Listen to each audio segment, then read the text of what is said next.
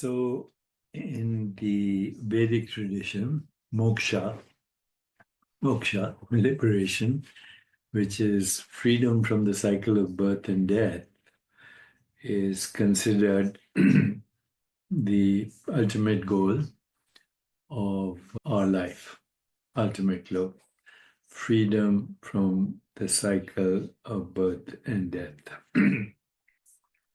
And many people, when they refer to that, say, I will not reincarnate again. And other people find that disturbing because they don't want to cease to exist as existence is experienced. So, does transcendence of experience mean the cessation of experience? Does transcendence of experience mean the cessation of experience? Could it mean something else? So let me try and clarify this with you. The concept of transcendence is often misunderstood in everyday life as a withdrawal from life, a cessation of experiences, a rejection of the world's impermanence. However, true transcendence is not about escaping the flow of life, but about engaging with it from a place of freedom and equanimity. It is the liberation from attachment to outcomes and the aversion to discomfort, while simultaneously embodying the freedom to bring a joyful creative presence to every moment. This state of being is what the yogis describe as the ideal of a jivan mukta, if you haven't heard the word. A liberated soul who lives fully in the world while remaining untouched by its fluctuations, fully engaged and untouched by the fluctuations of experience. Transcending does not imply disengagement from life's experiences. In fact, it is the opposite. It is a profound engagement with life, free from the compulsions of attachment and aversion. And when we transcend an experience, we do not deny its reality as an experience or suppress our emotions as an experience. Instead, we meet it with full awareness and acceptance, allowing it to unfold without resistance or clinging. For example, when happiness arises, we can savor it, taste it, without being enslaved by it, like a delicious meal. So we don't need to be enslaved by the desire to prolong it. Similarly, when pain arises, we can face it with courage and compassion without recoiling or identifying with it.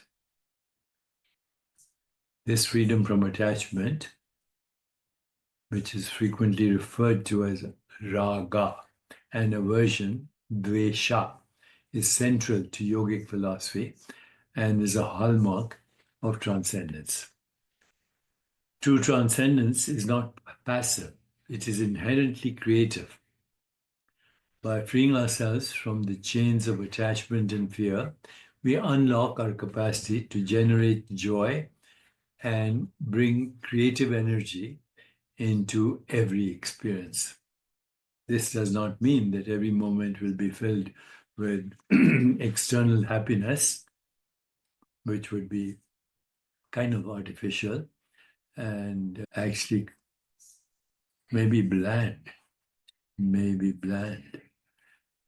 It does not mean that every experience, every moment will be filled with so-called external happiness, but that we can approach each situation with an inner sense of balance, openness, curiosity, love. A transcendent individual does not merely endure life, but actively participates in its unfolding. Such a person brings mindful awareness and in transforming even mundane activities into experiences or expressions of presence and creativity. For instance, a person who transcends their egoic need for validation may approach their work not as a means to gain approval, but as an opportunity to express their unique gifts and serve others. Similarly, they may approach relationships not as a source of fulfillment, but as sacred spaces for connection and growth. This ability to bring joyful presence into every experience reflects the yogic principle of karma yoga, selfless action performed with detachment from results, and aligns with the qualities of a jivan mukta, who lives in harmony with the world while remaining rooted in their inner freedom. In yogic tradition, a jivan mukta is someone who has attained liberation or moksha, which I mentioned earlier, while still alive. They are free from the cycle of birth and death, samsara, not because they have ceased experiencing life, but because they no longer identify with its transient aspects. Their sense of self is anchored in pure awareness rather than in their thoughts, emotions, or circumstances. A jivan mukta embodies transcendence by living fully in the world and without being bound by it. Such a person experiences pleasures and pains like anyone else, but remains untouched by these dualities because such a person recognizes impermanence. And this is beautifully stated in the Bhagavad Gita, where Krishna advises Arjuna to endure both the path of happiness and sorrow with equanimity, knowing that they are fleeting. The Jivan Mukta also exemplifies creative presence by engaging with life from a place of inner freedom.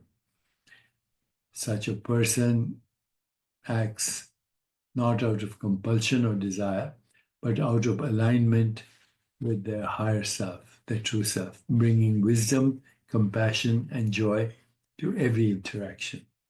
In this way, such a person becomes a living embodiment of transcendence.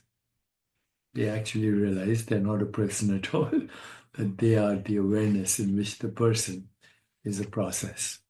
And yet they are fully immersed in life, completely free from bondage. So, my friends, if we get this, then can we understand that what we call ultimate physical death in a jivan mukta, who is free right now, liberated right now, does that person have a choice to reincarnate, recycle, to what? To experience. And that is what a bodhisattva is. There's a choice. There's freedom to choose any experience, and the freedom to choose no experience at all. The choice is yours, and you have the freedom and independence as pure being to choose what you will. So, will you recycle? Will you not recycle? But if you're liberated, then you can decide to recycle as a bodhisattva, helping the liberation of others. I hope this makes sense. It does to me, and I like sharing it anyway. Take care.